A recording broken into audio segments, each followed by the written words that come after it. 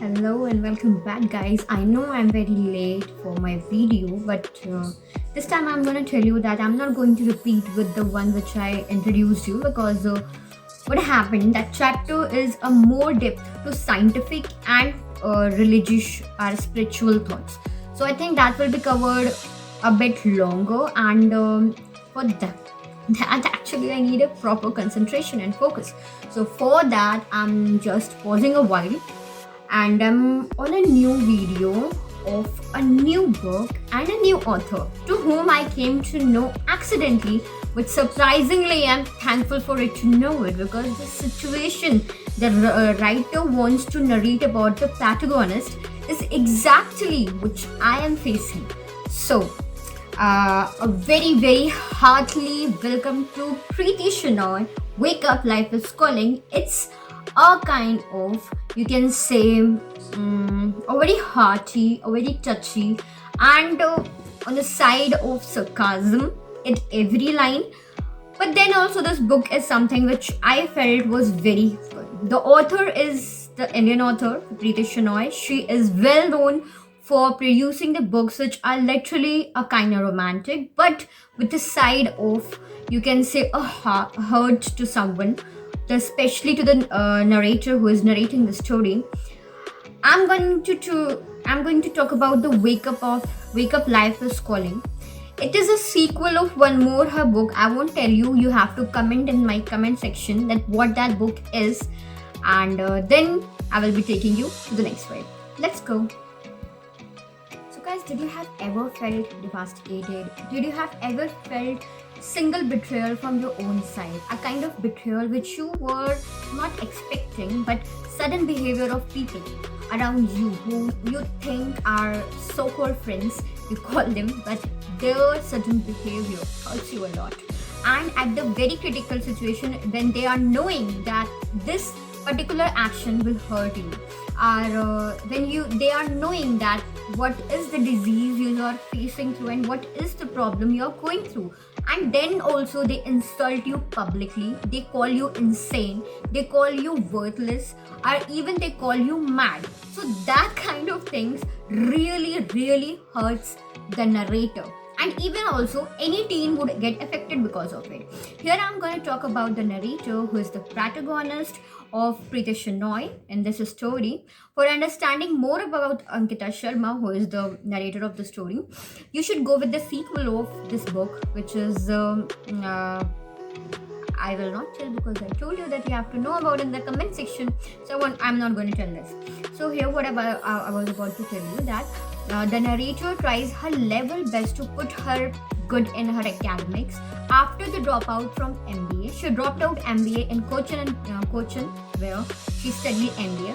Something happened to her, which is told in the sequel, and that affected her life totally. And the drastic step was the one when she took the suicide manual from the library. This is the one part of it. I don't want to be or exploring the story in my just a book review. I just want to be you all to know that when a person is around you who is facing a kind of you can say a kind of betrayal in her or his heart, the sudden behavior change is not because of attitude, it is not because of ego, it is because of something bad happening in his life. It may look to you that her friends are okay with her, his friends are okay with her, but there could be something which is internal, and that internal thing literally damage a teen, especially when it goes so carry from teen to adulthood. You come to world when you faces the society, and that society is not according to you, that also hurts a lot. So I just want to read this line where the prologue is about to. After the prologue, when the story gets started, when you have survived something that almost destroyed you and have clawed you back to normalcy, little by little you think everything will be okay from on. You are desperate to put the nightmares of your past behind you. Looking for the smallest signs of hope. You clutch at even the tiniest positive bits. convincing yourself that they are signs that point towards a brighter future. She also thought that the teeny positivity is going to change her life, like every individual, every teenage who is facing some kind of bipolar disorder, or kind of disease, or any kind of, you can say, internal disturbance. I'm not going to say that you are particularly disabled, but there is internal disability when you just suddenly goes out of in the world, you faces the world, the too much of care in your life you got from your parents, but when you come to the society and you faces that kind of things. So she is very good at her academics, she does very good, but she always runs away from her path. She always tries to escape her this one coaching past by memorizing it. She tries a level best to not memorize them. But you know what now? When you're doing a particular thing, there is something inside you just warning you, don't go and do this because this had happened with you in past. If you, I'm just giving you the example, if you try to love again in your life, by after getting a proper betrayal, then it becomes very very impossible for the person to trust the one guy who is who he or she is in front of you to be trusted, because the past experience had totally broken the person. So this is the example I'm just giving you. So this is the reason she was not able to face what the very beautiful way wake up life is calling was coming to her. So this is the story, a small step I told you. Actually, there was one more line which is favorite from this book. I'm going to read it in front of you because it is very important for you to know that what is. She always used to, the narrator, whenever she gets disturbed, whenever her medication totally disturbs her, because the medicines are always hard for the person who is going through any kind of disease, and repetition of medicines always make you feel very much bad. So here is something which I'm going to tell you. She always shrinks in that, but she always used to make the proper diary, like life little notes. It's a quotation, I'm writing it over, life's little note, where she used to always write it down what she felt. Okay, even I'm gonna tell you that what kind of statement she always used to repeat to her, which was not right for you to be remembered every day or every time, because such statements literally demoralize you, and that demoralization results to hypertension, and hypertension results to, you know better. Okay, she used to make this kind of statements which pulls her back. That was, you are a failure, you can't even write, you are rubbish, you will fail, you are worthless. This kind of words she used to use every now and then.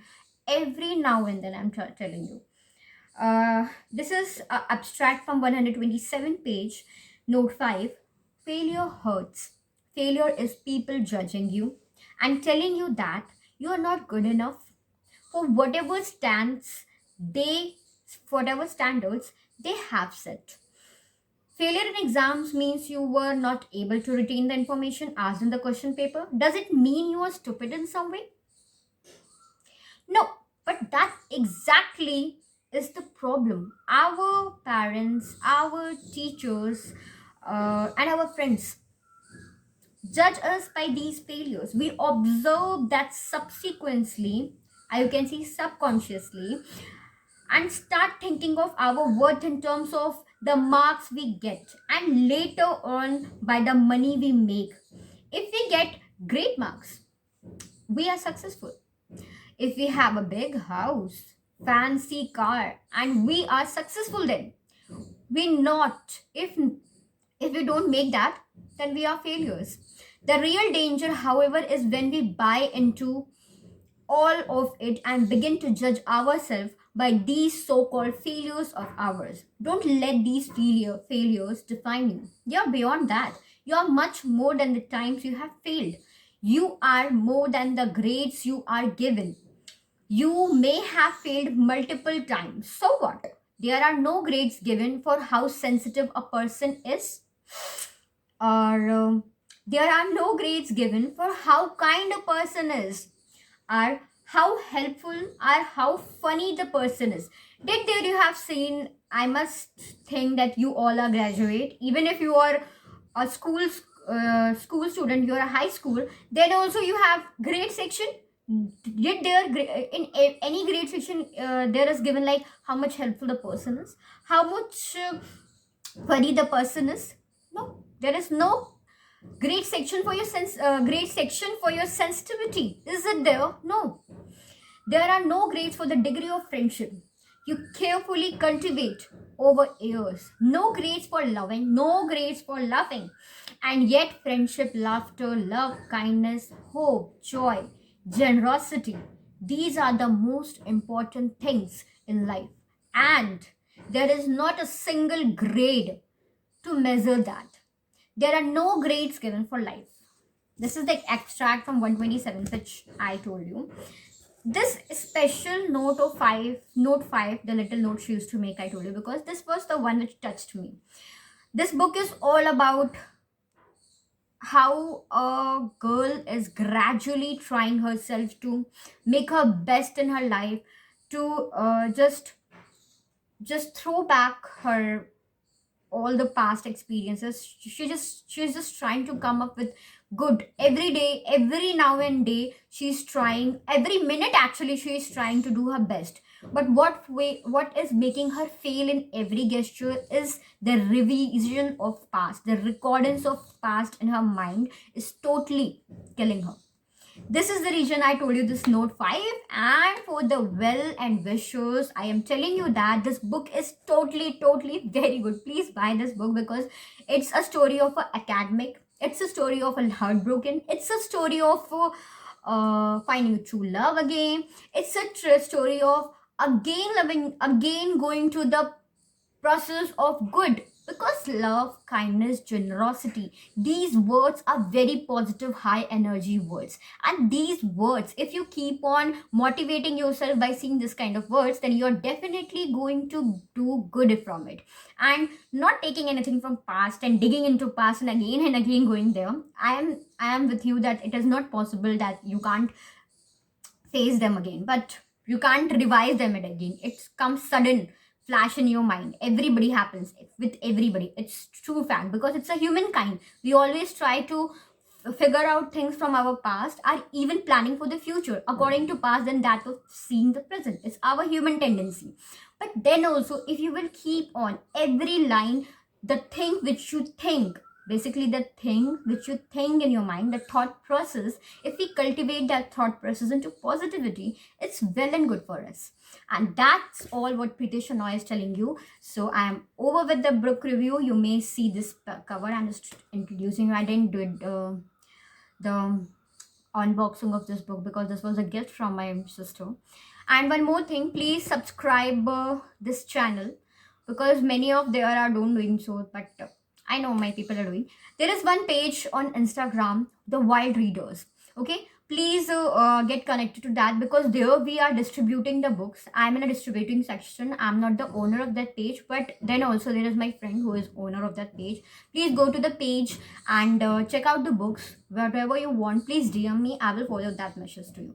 And the books will be accordingly 7 days at your home. But for that, I'm just gonna tell you that I am rating this book 4.6 out of 5, because this book is brilliant, and it is a kind of my story where I had also faced someone's dismiss basically, somehow heartbroken, somehow everyone happens with, we used to revise it from the crush point to making it into a relationship, and again thinking that it is all of improvement, the gradual and consistent improvement of a girl. Thank you, and hope so you loved it, and you are gonna subscribe it, like it, comment it, and please comment me the sequel of this book. I want to know about it, that how many you know. Okay, thank you, signing off.